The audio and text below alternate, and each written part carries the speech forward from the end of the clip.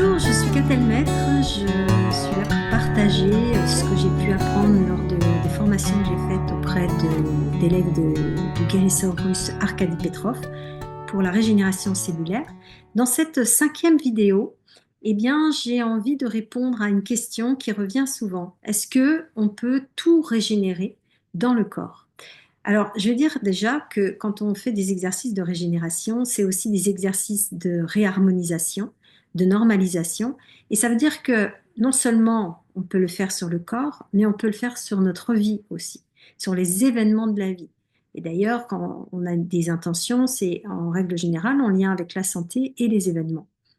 Donc, oui, on peut tout régénérer par rapport au corps, parce que le corps, il y a de la matière molle, beaucoup d'organes sont de la matière molle, mais il y a de la matière dure aussi, comme le système squelettique, les os, les dents. Et bien entendu, il est aussi possible d'agir dessus. D'ailleurs, alors dans les centres en Russie, il y a beaucoup de personnes qui ont eu, par exemple, des opérations chirurgicales et qui se retrouvent sans thyroïde, sans utérus ou sans autre. Enfin voilà, il y a plusieurs organes qui peuvent leur être enlevés. Et ces personnes viennent dans les centres pour apprendre à régénérer elles-mêmes leurs propres organes en étant surveillées par des médecins qui vont prendre des radios au fur et à mesure du temps pour voir l'évolution. Et effectivement, sur les radios que j'ai pu en apercevoir, eh bien, vous avez au bout d'un certain temps une masse sombre et petit à petit, l'organe réapparaît. Alors évidemment, ça ne se fait pas du jour au lendemain, ça dépend toujours de la foi de la personne en ce qu'elle fait, donc ça peut prendre du temps et évidemment, si c'est une matière solide, dure, comme par exemple les dents, et ça prend plus de temps.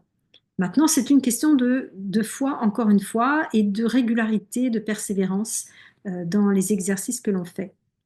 Mais par exemple, il y a cette anecdote que j'aime bien raconter d'une petite fille aux États-Unis qui s'était malheureusement coupé un doigt, enfin broyé un doigt, vous savez, dans les éviers où ils ont des sortes de broyeurs, euh, et qui a vu son doigt se régénérer, pas par miracle ou tout seul, parce que la petite fille, une fois avec sa mère, alors qu'elle était dans le jardin, elle avait marché sur la queue d'un lézard et la queue était restée sous sa chaussure et le lézard, enfin, le reste du lézard était parti en courant et elle était en larmes en disant mais le pauvre lézard il va mourir. Et sa maman lui a dit non, t'inquiète pas, la queue va repousser. Et donc la petite fille avait toujours gardé ça en tête. Donc quand elle a eu cet accident, eh bien pour elle, c'était évident que son doigt allait repousser. Alors elle comprenait pas sa mère et les adultes autour d'elle qui s'agitaient et qui semblaient complètement désespérés par rapport à ce qui lui arrivait. Et elle a dit à sa mère, mais maman, t'inquiète pas, il va repousser le doigt. Et évidemment, sa mère ne voulait pas trop la désillusionner, mais elle ne croyait pas une seconde, évidemment, que ça pourrait arriver. Sauf que, au fur et à mesure du temps, les médecins ont constaté qu'il y avait de la chair qui repoussait, et puis, petit à petit, l'os aussi commençait à se reconstituer. Ce qui fait que la petite fille, petit à petit, a retrouvé son doigt, mais pour elle, c'était normal, c'était comme pour le lézard. Elle ne voyait pas de différence. Le pouvoir de la croyance, hein, quand on pense que tout est possible, évidemment, ça peut se faire. Il y a des exemples, moi j'ai vu dans les séminaires d'Arkady Pedrov pendant l'apprentissage donc en France, il y avait une femme qui a voulu travailler sur ses dents. Elle avait eu une dent enlevée qui posait apparemment pas mal de problèmes au niveau de son corps. Donc elle voulait régénérer cette dent. Elle a commencé au tout début des séminaires. Elle a été prévenue qu'évidemment, il fallait vraiment travailler, travailler, être régulier, avoir la foi. Et c'est ce qu'elle a fait. Et au bout du troisième ou quatrième séminaire, je ne sais plus, eh bien, elle avait une dent, un bout de dent qui pointait, qui sortait de la gencive. Et donc, ça commençait à fonctionner. Elle sentait, de toute façon, elle disait, moi, ça fait un moment, je sens que voilà, la dent est en train de se reconstruire. Voilà encore un autre exemple. Et il y a, par exemple, une femme, alors ça c'était dans une autre région de France, qui était en fauteuil roulant, paraplégique, et qui ne sentait plus du tout la moitié inférieure de son corps, et qui, au fur et à mesure des séminaires, et parce que justement elle pratiquait énormément, mais vraiment énormément, a petit à petit eu des reconnexions au niveau de son système nerveux, et elle a commencé à ressentir ses jambes, ce qui a été, enfin, considéré comme un miracle par les médecins, qui du coup se sont réinvestis finalement dans sa rééducation parce qu'ils n'y croyaient plus eux-mêmes. Et elle était condamnée avant à rester comme ça toute sa vie. Donc là, il y avait vraiment une forme d'espoir qui s'était relevée. Je ne sais pas ce qu'il en est aujourd'hui parce que je n'ai pas eu de nouvelles.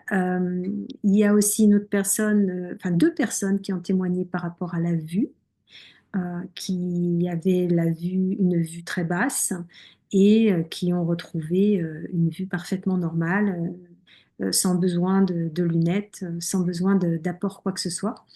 Donc effectivement, tous ces exercices peuvent fonctionner sur tout le monde.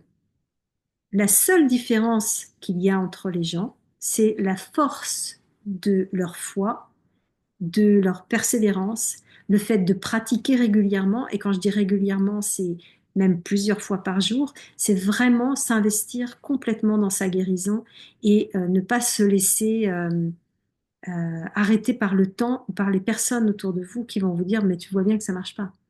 Arrête.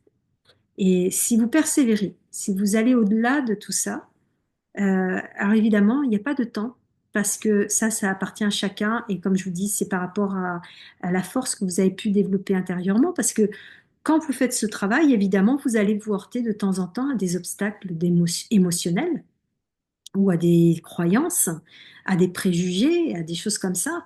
Et ça nécessite de les traverser, de les dépasser.